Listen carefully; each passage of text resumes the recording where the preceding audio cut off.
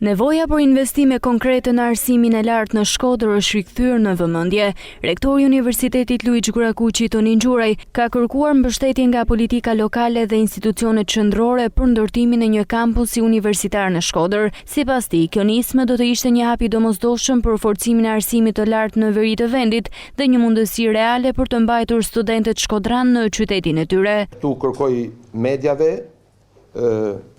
televizioneve,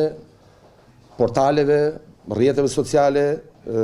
njerëzve influent të këtij qyteti, që të jemi edhe më solidar me njëri tjetrin, natyrisht senatit dhe të gjithë faktorëve në Shkodër, që të mbështesim idenë që e kam artikuluar disa herë të ngritjes së një kampusi të ri universitar për Shkodrën, për këtë universitet që është i vetmi,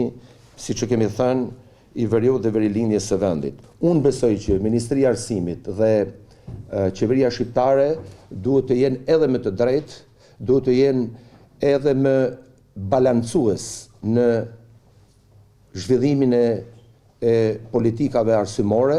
dhe siç po artikulohet ideja kampusit në Tiranë dhe zhvillimit më tej të kampusit në Durrës, kemi mundësi që edhe Universiteti i Shkodrës të ketë kampusin e vet. Është një mundësi për të marrë të rit e Shkodrës këtu, për të studiuar dhe për të punuar, dhe jo vetëm të rit e Shkodrës, por të rit e veriut dhe verilindjes së vendit. Kam patur dhe kam mbështetjen e pushtetit vendor, i bëj thirrje këtu edhe faktorit politik në Shkodër, përfaqësuesve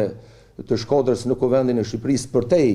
përkatësive politike, pra që ta mbështesin një ide të tillë dhe ne të jemi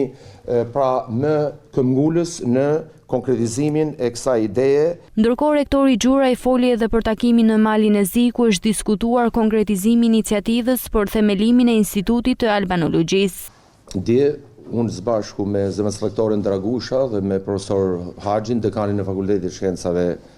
Shoqërore, kemi realizuar një vizitë pune në Universitetin e Malit të Zi në Podgoricë. Natyrisht përveç takimeve me rektorin, paraprakisht jemi takuar edhe me përfaqësues të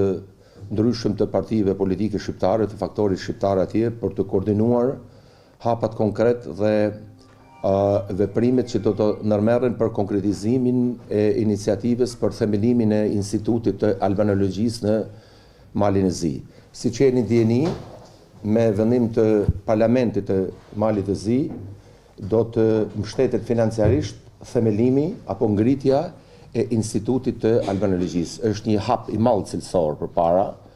në rrafshin akademik. Ndërtimi i kampusit universitar konsiderohet si një nga kërkesat kryesore të rektorit Tonin Gjuraj, i cili bën thirrje që kjo ide të marrë mbështetje nga politika, media dhe qeveria si një investim strategjik për zhvillimin arsimor dhe ekonomik të Shkodrës.